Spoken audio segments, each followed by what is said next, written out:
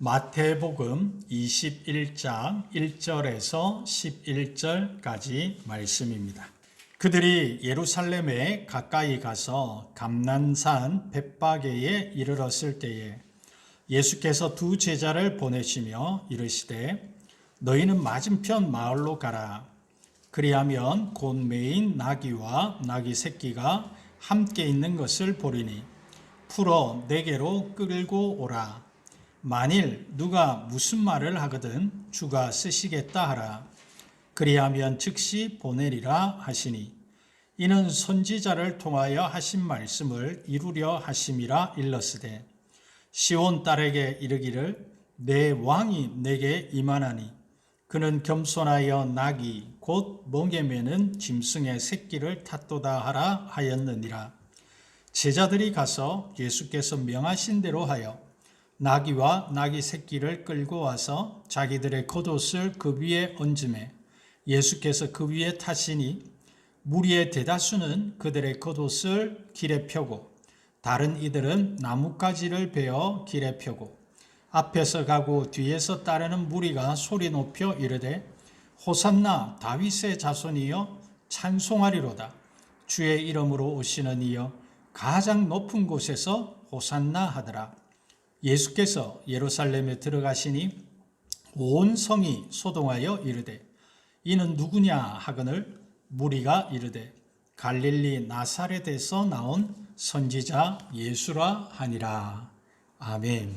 오늘 내 왕이 내게 임하시나니 라는 제목으로 하나님의 말씀을 함께 나누겠습니다. 우리가 마태복음, 마가복음, 누가복음, 요한복음을 사복음서라고 이야기하는데 이 사복음서의 각 3분의 1 정도의 내용이 예수님의 이 마지막 한 주간의 일들을 자세히 기록하고 있습니다.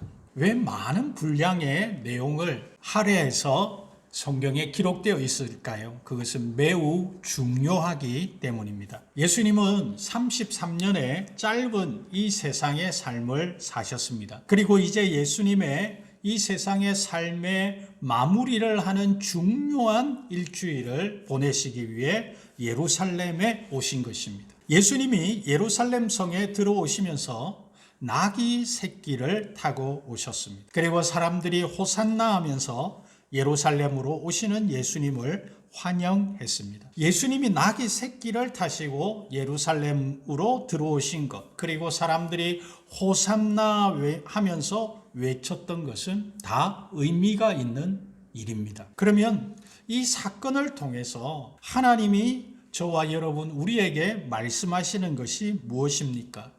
먼저 예수님은 우리에게 겸손의 왕으로 오셨다는 것을 말씀합니다. 오늘 본문 4절과 5절에 이는 선지자를 통하여 하신 말씀을 이루려 하심이라 일렀으되 시온 딸에게 이르기를 내 왕이 내게 임하나니 그는 겸손하여 나귀 곧 멍에 매는 짐승의 새끼를 탔도다 하라 하였느니라 라고 말합니다. 선지자라고 하는 것은 여기에 구약의 스가랴 선지자가 스가랴서 9장 9절에서 종려주일에 일어날 일을 이미 예언한 것입니다. 시온에 따라 크게 기뻐할지어다. 예루살렘에 따라 즐거이 부를지어다. 보라, 내 왕이 내게 임하시나니 그는 공의로우시며 구원을 베푸시며 겸손하여서 나귀를 타시나니 나귀의 작은 것 곧 나귀 새끼니라 라고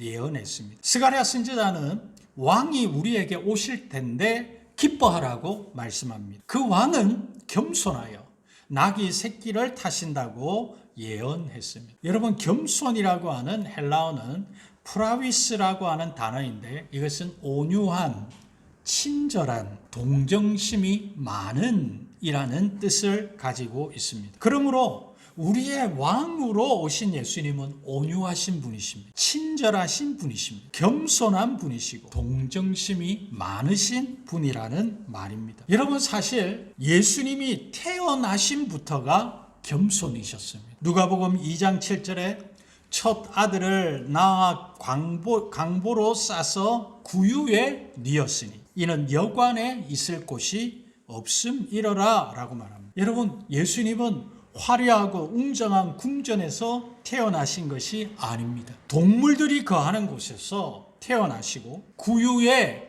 뉘이심으로 그분의 말로 다할 수 없는 겸손을 보이신 것입니다. 또한 요한복음 13장에 보면 예수님은 공생의 기간 동안에 예수님은 스승으로서 제자들의 발을 씻기시는 겸손을 보이셨습니다. 요한복음 13장 4절과 5절에 저녁 잡수시던 자리에서 일어나 겉옷을 벗고 수건을 가져다가 허리에 두르시고 이에 대야에 물을 떠서 제자들의 발을 씻으시고 그 두르신 수건으로 닦기를 시작하여 라고 말씀하고 있습니다. 여러분, 유대인들은 이 양말을 잘 신지 않잖아요. 샌들을 신고 다니면서 많은 먼지와 흙이 묻은 그 더러운 발을 예수님이 친히 제자들의 발을 한 사람 한 사람 다 씻겨 주셨습니다. 그것이 예수님의 겸손을 보이신 것이죠. 그리고 또 우리가 무엇보다도 예수님은 우리 인간으로서는 도저히 평가할 수 없는 겸손을 가지신 분이십니다. 빌립보서 2장 6절에서 8절까지의 말씀에 이렇게 말씀합니다.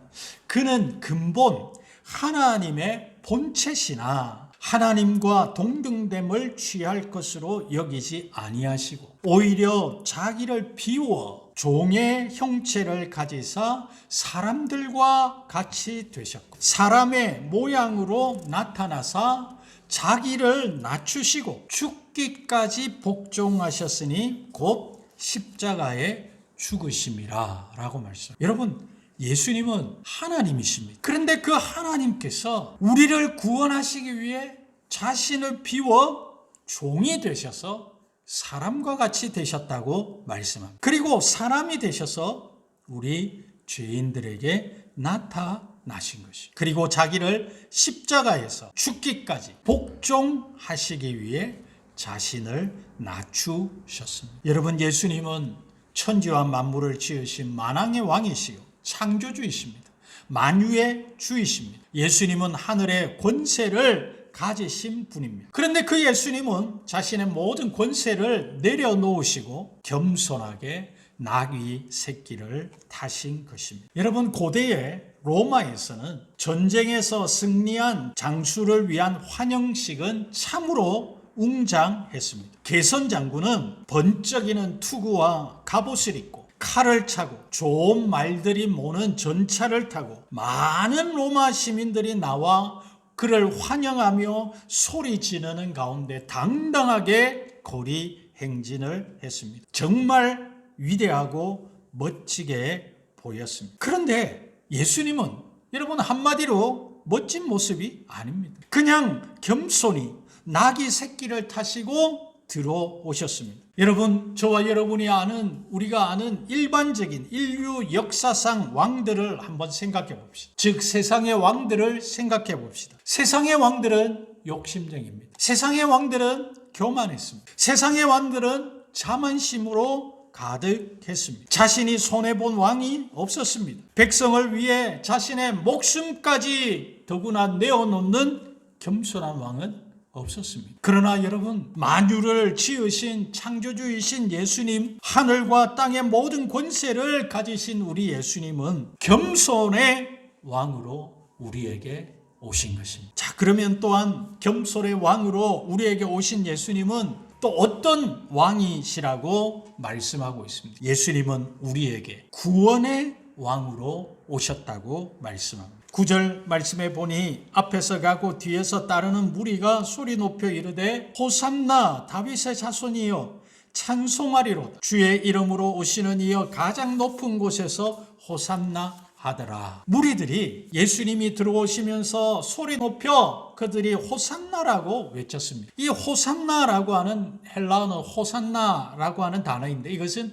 오 구원하소서라고 하는 뜻입니다. 그들의 모습은 예수님을 환영하는 모습으로 참 흥분된 모습이었습니다. 여러분, 왜 그토록 그들은 흥분된 모습으로 예수님을 환영했었을까요? 여러분, 유대인들은 그 백성들의 생각은 이런 생각들이었습니다. 그들은 죽은 자를 살리신 예수님, 그 능력의 예수님이라면 자신들을 지금 로마라고 하는 이 큰 나라의 압제에서 우리를 구원해 줄 수 있는 능력을 가진 자로 생각했습니다. 그래서 예수님을 그렇게 환영한 것입니다. 여러분, 우리나라가 일제 36년간 나라를 잃고 갖은 서름과 압박을 당했을 때 1945년 8월 15일 해방을 맞이했을 때 사람들이 누구나 다 큰 길가로 나와서 가슴 벅차게 만세 삼창을 외쳤던 우리 민족이 아닙니까? 그때를 생각하면 우리는 그들의 마음을 10분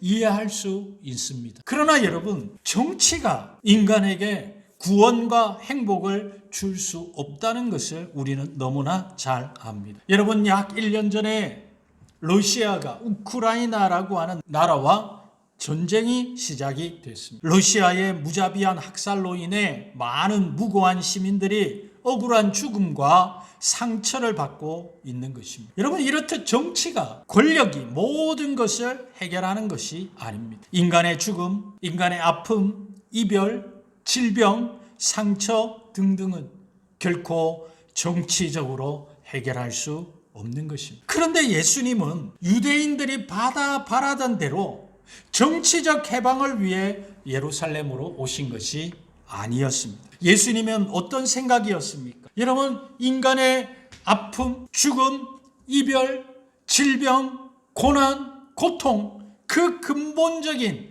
죄의 문제를 해결하기 위해 오신 것입니다. 예수님은 죄에 빠져 영원히 죽을 수밖에 없는 죄인인 인간을 구원하시기 위해, 즉 십자가를 지시기 위해 예루살렘으로 나귀 새끼를 타시고 오신 것입니다. 요한복음 10장 10절 말씀 우리 다 함께 한번 읽어볼까요? 내가 온 것은 양으로 생명을 얻게 하고 더 풍성히 얻게 하려는 것이라. 사랑하는 성도 여러분, 구원이라는 것이 무엇인가요? 구원받았다라고 하는 것이 무슨 의미입니까? 그것은 죄로 인해서 하나님과 끊어진 줄을 다시 잇는 것이 구원입니다. 이걸 설명하시는 분이 예수님이 요한복음 15장에 포도나무 비유를 말씀하셨어요. 예수님은 참 포도나무요 내 아버지는 농부라 라고 말씀하시면서 가지가 포도나무에 붙어 있지 않으면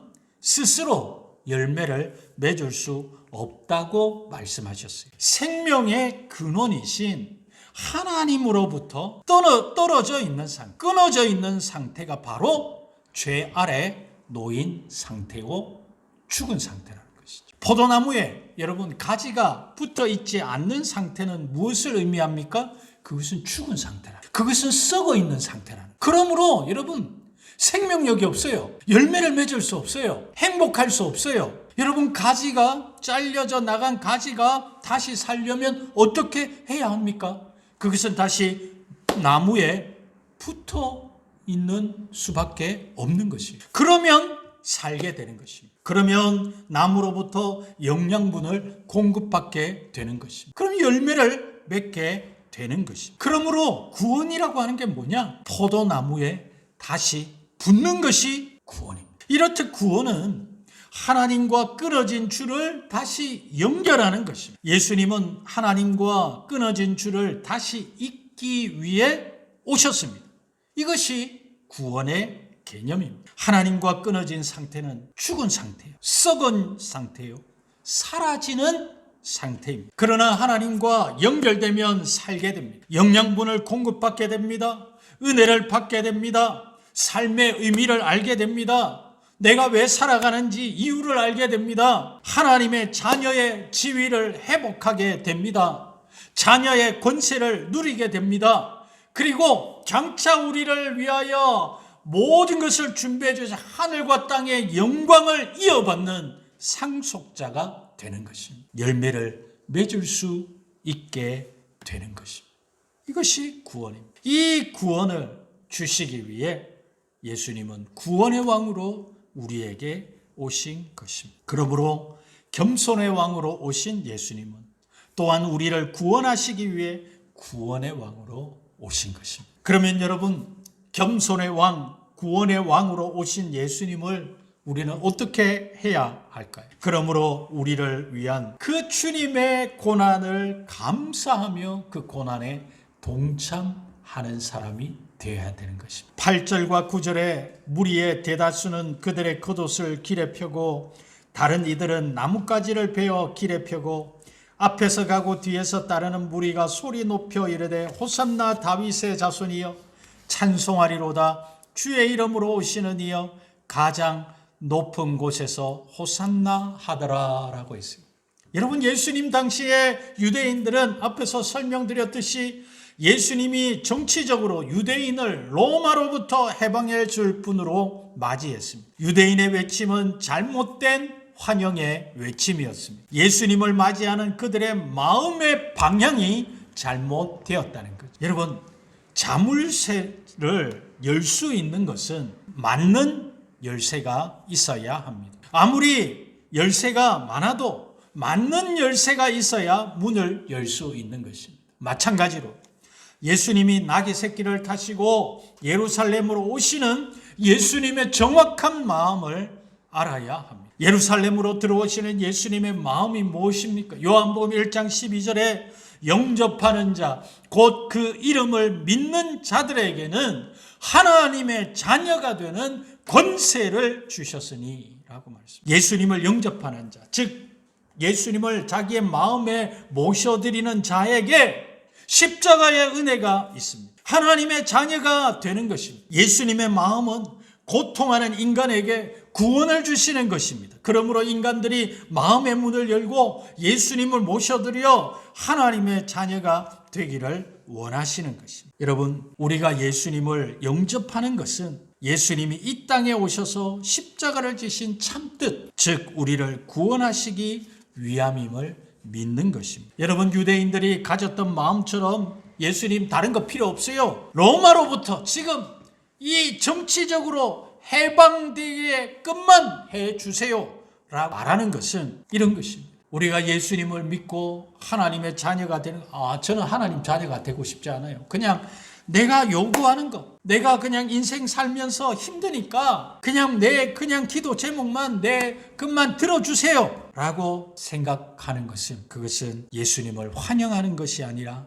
잘못된 외침이요 방향입니다. 그러므로 우리가 이러한 자세를 만약 가졌다면 이 시간 예수님의 간절한 마음을 깨닫는 은혜가 있기를 주님의 이름으로 부탁합니다. 여러분, 예수님의 마음은 우리가 예수님을 믿음으로 마음의 영접함으로 구원을 얻는 것입니다. 그러기 위해서는 우리는 예수님의 고난의 의미를 묵상해야 합니다. 예수님의 고난이 바로 나를 위한 것이었음을 알아야 하는 것입니다. 그럴 예수님의 십자가의 사건이 나의 사건이 될 수 있는 것입니다. 또한 성경은 우리가 예수님의 고난에 참여하는 것을 즐거워하라고 말씀합니다. 베드로전서 4장 13절에 오히려 너희가 그리스도의 고난에 참여하는 것으로 즐거워하라. 이는 그의 영광을 나타내실 때에 너희로 즐거워하고 기뻐하게 하려 함이라고 말씀합니다. 여러분, 예수님의 고난에 참여하는 것이 무엇일까요? 제가 한 가지 예를 들어보겠습니다. 우리의 부모님들은 자녀들을 위해 이른 새벽부터 늦은 밤까지 일을 하십니다. 사회생활은 여러분 쉽지 않습니다. 때로는 너무 지치고 힘이 듭니다. 이것이 부모로서의 고난입니다. 하지만 가정을 위해, 자녀들을 위해 이를 악물고 견딥니다. 그리고 그러한 부모님을 보고 자란 자녀들이 철이 들면 부모님께 진정으로 감사하며 자신들도 똑같이 그들의 가정을 위해, 자녀들을 위해 수고합니다. 고난을 받는 것입니다. 예수님의 고난에 동참한다는 것은 무엇입니까? 그것은 우리가 하나님의 자녀로 철이 든다는 것입니다. 우리가 철이 들어 하나님의 원하시는 인격과 삶을 살아간다는 것입니다. 우리의 삶은 예수님의 모습을 본받아 살아가는 것입니다. 그리스도인의 삶은 세상의 가치관과 맞지 않기 때문에 고난의 삶입니다. 세상은 남을 이용하라고 합니다. 그러나 주님은 이웃을 사랑하라고 하십니다. 세상은 거짓과 속임수로 살라고 합니다. 그러나 주님은 하나님 앞에서 정직하게 행하라고 하십니다. 이러한 것들이 주님의 고난에 동참하는 것입니다. 세상의 빛과 소금이 되는 삶을 사는 것입니다. 그러므로 사랑하는 성도 여러분, 우리는 십자가의 고난의 길을 겸손히 걸어가신 예수님의 마음을 알아서 그리스도의 고난에 참여해야 할 줄 믿습니다. 저는 말씀을 맺으려고 합니다. 예수님은 겸손의 왕으로 우리에게 오신 분이십니다. 겸손하신 모습으로 나귀 새끼를 타시고 예루살렘으로 오셔서 십자가를 지셨습니다. 예수님은 구원의 왕으로 우리에게 오신 분이십니다. 그분은 사람들이 생각하는 로마의 압제로부터 해방시킬 구원자의 모습이 아니었습니다. 그보다도 더 근본적인, 근원적인 인간의 죄의 문제와 죽음의 문제를 해결하기 위해 오신 구원자이셨습니다. 그러므로 우리는 나를 위해 겸손의 왕으로, 구원의 왕으로 오신 예수님께 감사하십시다. 그리고 예수님의 고난에 참여하십시다. 하나님의 자녀로서 철이 드십시다. 종려주의를 맞이하여 겸손 왕이신 예수님, 그리고 죄에서 구원하시기 위해 오신 예수님, 구원자 예수님을 깊이 만나고 마음에 모셔드리며 감사하며 한 주간 고난 주간을 통해 주님의 고난에 동참하는 저와 여러분이 되기를 주님의 이름으로 부탁합니다.